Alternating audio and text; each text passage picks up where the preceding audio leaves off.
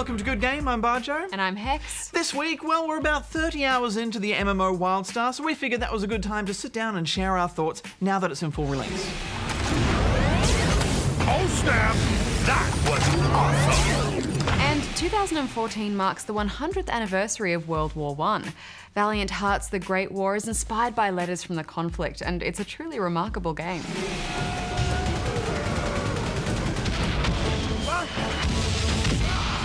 Also this week, Goose shares a moving memory cache about one of his all-time favourite games, Operation Winback. Ah, a tale of love's labour lost. But before all that, can you name the game for this week?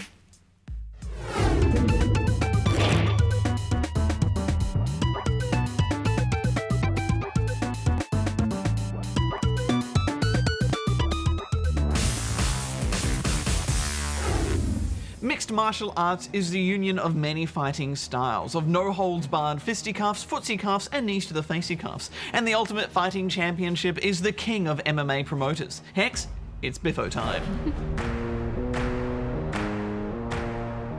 It takes a lot to be a mixed martial artist. I believe fighting is the most honest thing you can do. It's real.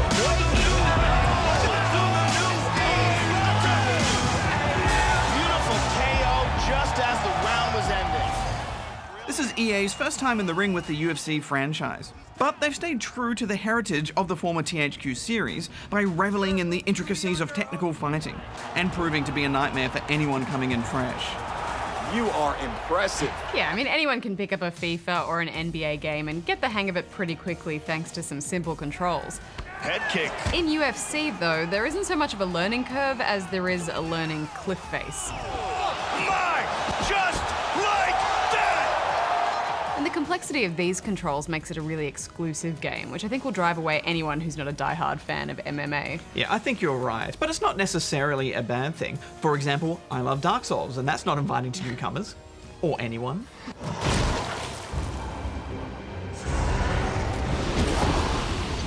Before we get too in-depth about the fighting and mechanics of the game, I think we just need to take a moment to appreciate these graphics. These are some pretty sweet, sweet graphics. Yeah, there is some amazing detail in there. Muscles and fat quiver with each blow, skin bruises under punishment, and globs of sweat and blood fly across the arena after heavy knocks. Boom! And then he's out. Personally, I find the violence of real-life MMA fights pretty gross to watch, so likewise this can be pretty sickening to watch at times. I just get wanting to apologise for my brutality. Oh, sorry dude. Got your nose. Oh, that was your face, sorry. Oh, he's out cold! Oh, man. I'm sure you'll be fine. KO. There are three different styles of combat. You've got your standing style, which involves dirty boxing and martial arts.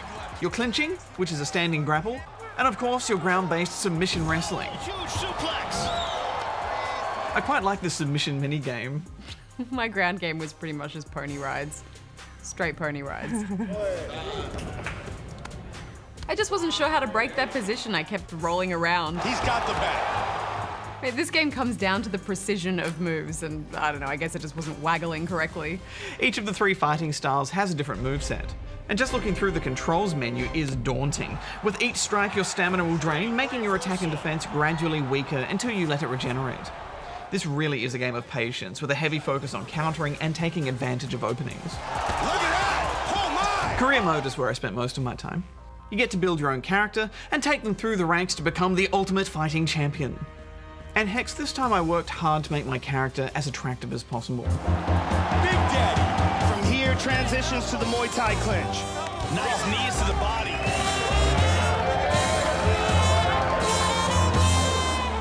Oh, he's just so gross. The way the sweat glistens in his back hair. Ugh. Mission accomplished. Big Daddy wins by knockout. Beautiful. The presentation of the career mode is pretty phenomenal. There's loads of live action clips and interviews from big names in the UFC who deliver messages of praise and encouragement. Good job. And I think if you're a fan, that's pretty cool. Yeah, it's a great idea, but I noticed it doubled up on messages a couple of times or just wigged out. I like the training and fighter upgrade system though. Between each fight, you're encouraged to partake in 3 different training sessions. Nice job in there. How do you feel? How well you do in each session determines how many points you have to spend on upgrading abilities or buying new moves before the next fight. Great body work in there. The training can get repetitive, but I also found it a useful way of reinforcing the huge catalogue of skills and button combinations. It's good the game knows how hard it needs to push that training. I certainly appreciated it. But what are you going to score it, Bajo? Well, I think if you can get over that initial hurdle of just how hard it is to get your head around this game, there is a solid technical fighter on the other side, so I'm giving it 7.5. Well, this felt like a bit of a dry run to me. Everything feels like it's working at about 80% of what the developers were after. It is all over! I think their next effort will floor this one, so I'm giving this 6.5. And now here's Goose with the news. Thanks, guys. A sexualisation of children report out of Western Australia is requesting that the state reconsider the R18 classification category for video games. The WA Joint Standing Committee on the Commissioner for Children and Young People have proposed amendments to the Classification Act, which would prohibit the sale, supply, possession and advertisement of R18 games in the state. The report will be examined by Western Australia's Attorney General Michael Michon. Gears of War designer Cliff Bleszinski has announced via Twitter that he's coming out of retirement. Best known for the Gears of War games, Bleszinski retired from Epic Games in 2012 after a 20-year term with the company. Since then, he hasn't strayed too far from the public spotlight, making frequent commentary on the games industry. Cliff is yet to reveal his new project. Oh, I can't wait to hear this shit. I'll get the popcorn. And finally, a quick update on the upcoming Dota 2 The International Championship. We reported back in May that the competition prize pool had reached $6 million US. Well, the kitty has now surpassed $10 million US, pushing this esports prize pool ahead of real-world events such as the Super Bowl and Masters Golf. And that's all the news for this week. Thanks, Goose. War is a subject that's been explored frequently in video games, though I must say, never quite like this. After the assassination of Prince Franz Ferdinand of the Austro-Hungarian Empire, the German Empire declares war on Russia. Destiny brought them together. They had survived the enemy's wrath, their gunfire, bombardments, gas attacks. Meanwhile, the death toll was staggering.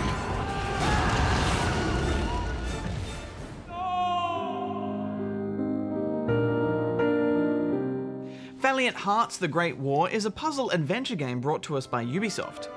It's inspired by actual letters written during World War I, and the narrative has been crafted around these, following 4 different characters. Bajo, modern history has never really been my thing. I always avoided it in school in favour of ancient or medieval history because I just found that more interesting. But this game has impressed me in so many ways.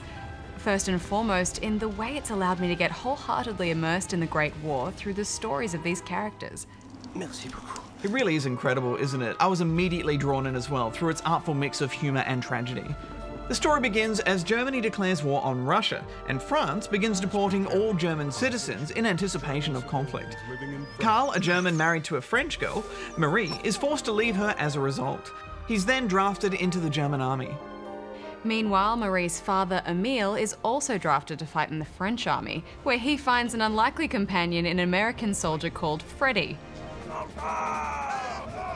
The animation is all beautifully done, and I love the subtle voice work for emphasis that really brought these characters to life. Playing through the game, you'll take the role of each character, solving puzzles to get you through trenches, battlefields, mines, and prisoner of war camps. Each character's role serves as an important pillar in the game's larger story, with all characters' narratives tied to the infamous Baron von Dorf, their greatest German enemy. All of these plotlines are happening simultaneously too. Yeah, and I like that they all have different roles and strengths, and thus deal with solving problems differently. So each character you play as is a completely new experience. Sometimes you'll be tunneling, other times blowing stuff up. And the use of that little medic dog is wonderful. Another great character is Anna, a Belgian battlefield nurse who courageously works her way through the war in search of her captured father, healing as many people as possible in the process. This game just nailed the puzzles for me. I absolutely loved them and just the way they made me think. Yeah, me too. Each level's challenges consistently progressed and built on the previous. There was such fluidity to the difficulty curve. Yeah, but I also love how each puzzle just wove in such clever themes and ideas. For example, generally you'll need a number of items to progress through each area, but getting them might involve bargaining with several people in order to get what you need. There was that great one where Carl needed specific uniforms to access certain areas and buildings, and had to change in and out of them, slowly progressing in uniform rank until he had everything he needed to escape. It's so clever. Or by simply helping the people around you in order to enlist their help to get you through to the next stage. There was always that satisfying sense of working your way through each problem methodically. Yeah, it's such an enjoyable way of thinking, isn't it? There's never any guesswork, and such incredible variety in the activities you do in each area too. Yeah, I particularly enjoyed any puzzle that involved dexterous finagling. Timing dynamite throws and pulleys, that sort of thing. Yeah, but then the next minute you're in some high-action tank sequence. And then next, it's all about stealth. Incredible. I was so grateful for the checkpoints as well. They were fair and well placed, which in my opinion is just smart game design, because so often games just force you to repeat things as unnecessary punishment, and then it becomes tedious, but this game never does that. No, it doesn't. There's also a drip feed of a hint system if you need it, as well as the option to turn it off completely, which I always appreciate. Throughout the game, there are also little collectibles to find, which are little artifacts from war history. And I found these so interesting, Hex. Oh, I loved those. And this game crosses into pretty educational territory without you even realizing it, because it's all executed so well. I loved finding and collecting all of those little items because while it's easy to get caught up in the stylized cartoon animation of this game, those true-to-life items often serve as a reminder that this event was real, people lived it, and conditions were awful. Yeah, I felt some of that too, especially in the more intense battlefield scenes, as you're running across an open space, narrowly dodging bombs and cannon fire. Yeah, or when you encounter noxious gas, seeing people fall around you in pain and suffering. It's an incredibly sobering experience, isn't it? I can't even begin to imagine how terrifying it must have actually been. Yeah, and look, I think if there's any negative reaction to this game, it could be in the way that it attempts to mix that lightheartedness with some of the more harrowing realities. The animation, music, and narrative scenes all work together to create a wonderfully emotional experience, while keeping an element of humor in there. Anna set out in pursuit of the Baron and encountered Emil and Freddy. And that can't be easy to balance. Yeah, personally, I think this game has some real heart to it. Those little moments of gratitude between the characters amidst the bleakness are so lovely. But then they made quite a caricature of this German villain, Baron von Dorf, which takes the impact away a little bit. I see what you mean, but I do think that was the balance it needed to keep the overall tone in the right place. Otherwise, it would have been a very different, much darker game. And those dark moments are explored. I thought the story moments interjected the action really nicely as well, particularly as a way to transition from one character's narrative into the next. Yeah, and they were nice and snappy too, but then there were also these diary entries from each of the characters that fill in those beautiful, tender moments that perhaps the cutscenes don't dwell on in order to keep that pace. So you can read through them all if you like. I read all of them. Yeah, me too. I was all in with this. It was the kind of game that I didn't want to rush through because I was enjoying savoring the experience. I didn't want it to end either.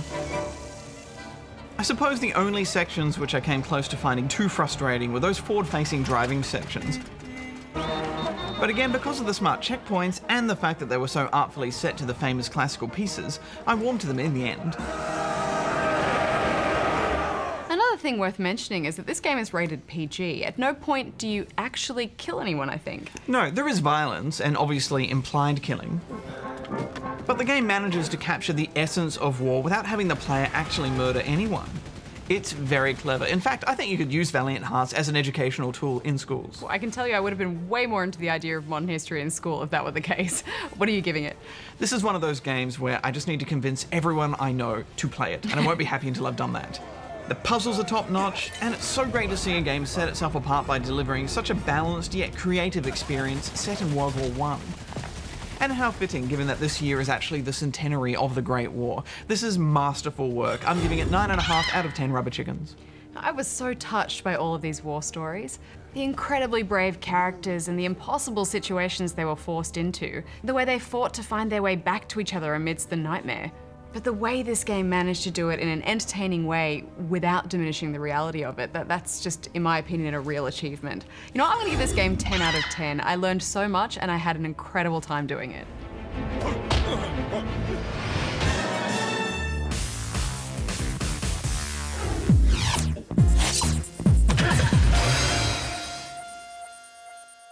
It always felt like a struggle finding mature action titles on the Nintendo 64, so you can understand my excitement when I came across the oddly titled Operation Winback.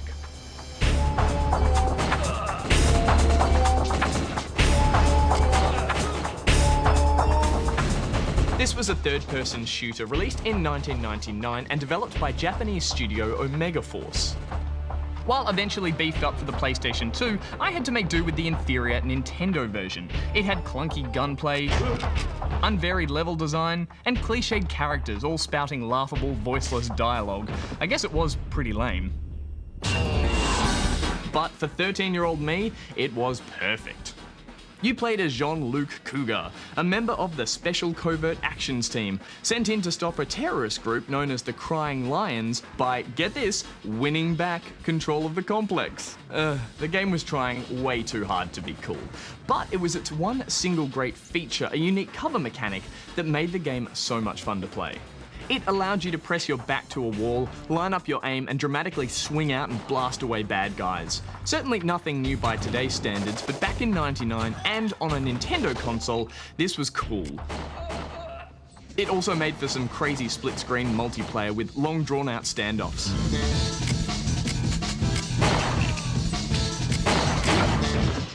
Oddly enough, the rest of the game involved navigating puzzle areas by disabling lasers, along with a criminal amount of backtracking through respawning goons. But then again, any excuse to dive roll into cover and strike that action hero pose was welcome when it looked this awesome. What wasn't awesome, however, were the controls. The N64 gamepad was never made for this much precise aiming and camera movement. In fact, the console struggled to keep the game running smoothly, even with low-res textures and thick draw distance fog. But that never stopped me from hiring out the game every week from my local video store. Why not just buy a copy, I hear you ask? Well, Winback had an extremely delayed and subsequently limited release in Australia, making finding a copy notoriously hard. So hard, in fact, that I even asked the video store if I could buy their rental copy. When they said no, I just had to keep hiring it out again and again. And that was until some sneaky customer in the same predicament as me decided to hire it out and never return it. So that was the end of my time with Operation Winback. But if you are now watching, whoever hired that copy, I'd just like to let you know you now owe $5,747 worth of late fees. Or you could just give me the game.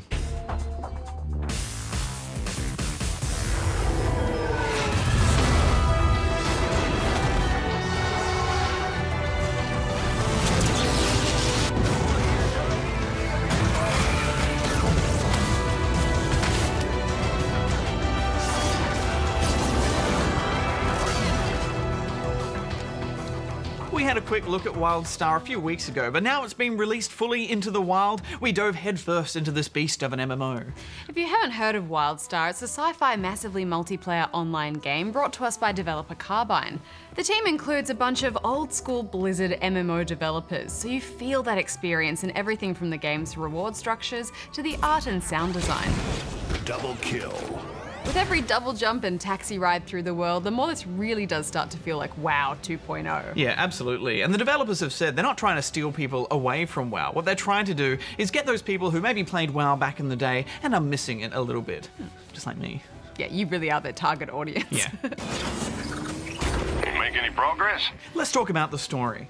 There are two factions, the Exiles and the Dominion. They're laying claim to the recently discovered planet, Nexus. We have just completed a great journey across the stars. The fulfillment of our ancient destiny is at hand. This planet used to be inhabited by an ancient race known as the Elden. And as you venture through this land, collecting, killing and grouping, you start to learn more about their race as you fight for control of the riches they left behind. These xenobites are one of my most elegant creations. I thought this abandoned planet idea worked really well for a sci-fi MMO. There really is limitless potential for crazy gear, planets or species to be all over the place. Don't you vomit on me. The creature design is fantastic too. From their animations, their unique attack patterns, and just where they sit in the world. And that's no small achievement. I often find with sci-fi, aliens look a bit out of place, but they've hit it pretty good with this. Except for those lops that hang around the city, they really creep me out. La la la la. I'm in a lop camp. Yeah, they are super creepy. I kind of wish they were a playable race. I like the whole technology gold rush vibe this game has. It gives it a bit of a Wild West feel. Get a move on. They ain't too far from here. The art style, however, I feel is less West and more Eastern influenced, which does make things very cute and wacky, and it's also why I've been a bunny for the last week. Yeah, I think the art style will be a barrier for some. It certainly was for me. I hated it. I just found it really difficult to connect with this. I'm not afraid to say I'm a bit of a snob when it comes to sci-fi and fantasy, and this just felt like Saturday morning cartoons to me. We've been arguing about this all week because I love this art style. I think it's quite beautiful at times, and at first I was a bit hesitant, but now I'm just right on board with it. For me, it feels kind of like World of Warcraft meets Pixar. Who's this little guy? He was looking at me funny. Yeah, and that's fine, but I think with MMOs, they're so all-consuming. You spend so much time in that world that you really want to love it, and personally, I don't want to spend time in a world that just looks like Jak and Daxter. We've got a challenge to collect some butterflies. How do we get the butterflies? But I think it just does come down to personal taste, and for me, I struggle to get past it. Oh, you jump into them. Oh, what's up so high? Jump for the butterflies, Hex. This one, this one. Challenge complete. Yeah, nailed it. I don't agree with you, but I know that there are a lot of people that feel this way as well, because normally whenever we play an MMO, all of our friends jump right on board, at least just for a couple of weeks, but only a couple did this time. But I just like it. I even like the really high-end gear, which looks like a cheap plastic toy that you get at the markets. I think it's cool. But if you don't mind being a Space Looney Tunes character, then rich strategy and deep mechanics await you in Wildstar. Absolutely. Combat is all about movement and area of effects. Attacks are telegraphed exceptionally well with coloured shapes in the ground, so things are always clear and reactive, even in the most frantic of fights. And I just love that you're always moving. Yeah, absolutely. Even 20 hours in, I was getting knocked out of autopilot all the time with just random mobs that had devastating attacks. I think the tank saw you. I don't think I can prance my way out of this. And I found it quite fascinating watching healers form strategies too, using their aimed healing AoEs with the same kind of mechanics. It's just so good to be so active in an MMO fight. Yeah, and you can tell they've worked hard to ease you into the combat mechanics too. Fights get progressively more challenging and enemies start throwing some crazy moves at you. And when you hit level 10, they start peppering elites and group quests in randomly to keep you on your toes. Yes, you learn pretty quickly to start checking the health bars of enemies before you jump in. More than once I was at the mercy of a giant elite chicken with 28k health. And much of this is to prepare you for the end game, which we haven't got to yet. Carbine are bringing back 20 and 40-person raids, with a focus on making sure each class has to keep moving and participating in every moment in every fight. I'm curious to see how they go, and if there's a big enough community out there to get into raids that long and tough again. Yeah, me too. I'm not quite sure if I'm ready for it. They also do a good job of preparing you for the group instances, which are broken up into classic dungeons,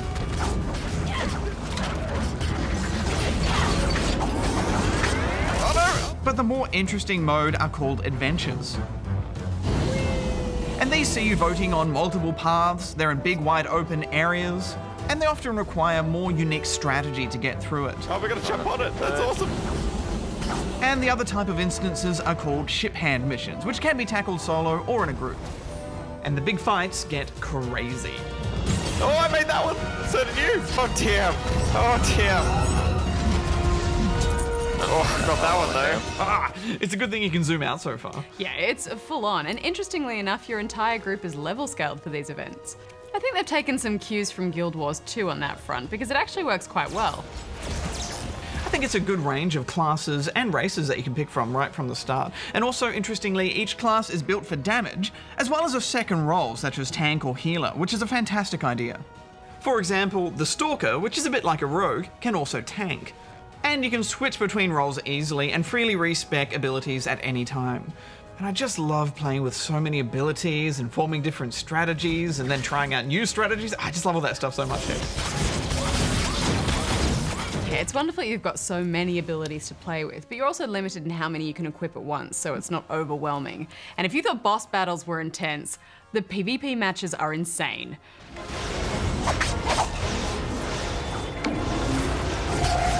A moody mask has been stolen by the Dominion. Ah, so much colour and movement, Bajo. Yeah, my keyboard number keys got quite a workout. This is what it looks like playing PvP in Wildstar. But still, just like the PvE, everything still makes sense to the player on screen, which I think is quite remarkable. And it's nice and hard too. My favourite mode so far is the Moody Masks, which is kind of like Capture the Flag. There's no local servers, which is a shame, but I didn't really notice any lag, maybe once or twice in PvP, and I am still worried that it's there though and affecting me competitively. Maybe you're just a bit crap. It's quite possible. I'm sure you're great. A movie mask has been recovered by the Dominion. Still, it's nice to see an MMO doing world PvP again, which I know is something you're a big fan of. Yeah, absolutely. If you're going to have two warring factions, let them war out in the open. I just love a server which is one gank away from all-out war. There is just so much more to talk about with this game. We haven't reached the level cap, so we couldn't test out the huge 40 versus 40 structure-based PvP war plots, or any of the endgame content. I was able to purchase my own house though, Hex, although furnishing it was quite expensive and I want all the trappings. Yes, I think you're a little ways off your dream palace yet, but that's okay. I think it's good that you have to work for things, even the mount, which isn't cheap for a level 15 character. Yes, I love my mount, Hex, my Trusk. Oh, isn't she beautiful? Oh, and the hoverboards, Hex. Firstly, I'm glad there's hoverboards. Secondly, they're so good. Oh, got all these different bits to it. Look at that. Give me a hoverboard. Give me it. I think to really enjoy WildStar, you also have to accept that while there are some nice story recaps as you move through the zones, this is quite a grind to the top. For me, some of the questing zones overstay their welcome early on. I mean, don't get me wrong, quests are fun and varied and most importantly, almost always make sense. But yes, you'll be collecting and killing a lot of things. Like, a lot. And you know what, Hex? I'm fine with it. It's actually quite nice for a change just to zen out and click through all of these quests. It's all just there, let's just get on with it. This isn't like Star Wars The Old Republic or Elder Scrolls Online, for example, where it's really the story that pulls you through the game. This is about getting stuff for doing stuff, and it works. There's no crappy drop rate system. Everything is based purely on how much effort you put in. Yeah, it's a clever game. A lot of work has been put into its systems, and I think Carbine are in it for the long haul. Whether it can sustain a population with a monthly subscription model in this day and age remains to be seen. Well, we should wrap this up. Look, while I wasn't completely on board with this, I think there's a lot to like in WildStar. This is a well-made MMO with instantly fun combat, and it's a unique universe too. It's always so hard to score an MMO, isn't it? Yeah, absolutely. They're such big and evolving beasts of a game. Yeah, I think so far my experience has been worth a 7. Well, I think this is an incredible game. For me, this has got as close to WoW as possible without actually cloning it, but still, forging its own identity and being something new and interesting. The more I think about WildStar, the more I want to play it, and that's both a good and a bad sign, so I'm giving this 9 out of 10 rubber chickens. Challenge begins!